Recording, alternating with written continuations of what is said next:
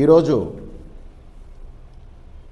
ఈ కార్యక్రమానికి విచ్చేసినటువంటి వాల్మీకి బోయ బంధుమిత్రులకు, ముఖ్యంగా మీడియా ప్రతినిధులకు పేరు పేరున నా శిరస్సు వంచి నమస్కరిస్తూ, ఈ కార్యక్రమం యొక్క ముఖ్య ఉద్దేశం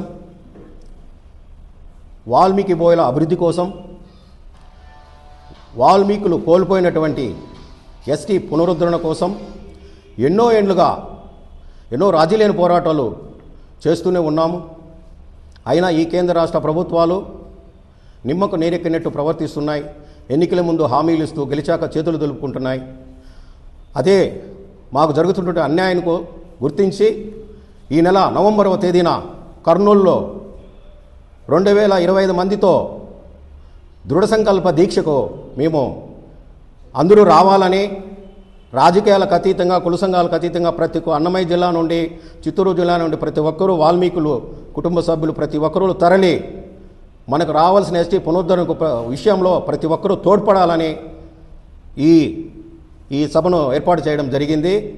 ఇప్పటికి ఇంతకుముందు 2019న మన సాక్షాత్తు నరేంద్ర మోదీ గారు కర్నూలు సభలో వాల్మీకి బోయల బాధ నాకు తెలుసు, నేను భారతీయ జనతా పార్టీ అధికారంలోకి వచ్చిన వెంటనే వాల్మీకి బోయల సమస్య నేను తీరుస్తాను అని చెప్పి సంవత్సరాలు గడుస్తున్నా ఇంతవరకు పట్టించుకున్న పాపాన పోలేదు. అదేవిధంగా 2017న నారా చంద్రబాబు నాయుడు కూడా మాకు హామీ ఇచ్చాడు.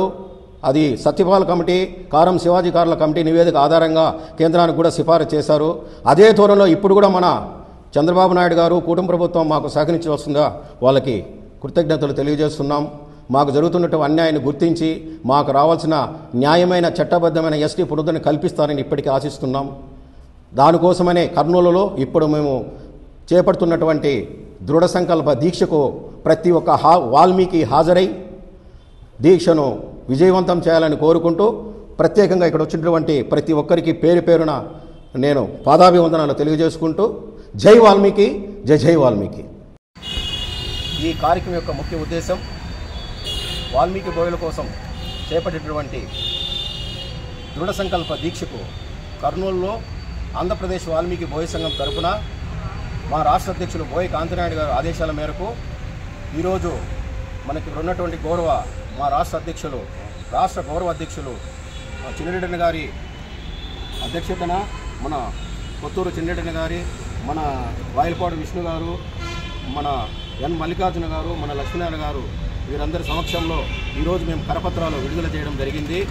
ప్రతి ఒక్క వాల్మీకి, అన్నమయ్య జిల్లా నుండి, చిత్తూరు జిల్లా నుండి ప్రతి ఒక్క వాల్మీకి దయ ఉంచి వాల్మీకి బోయల ఎస్టీ పునరుద్ధరణ కోసం ప్రతి ఒక్కరూ తరలివచ్చి దృఢ సంకల్ప దీక్షను నవంబర్ 10వ తేదీన విజయవంతం చేయాల్సిందిగా కోరుచున్నాం. జై వాల్మీకి, జై జై వాల్మీకి.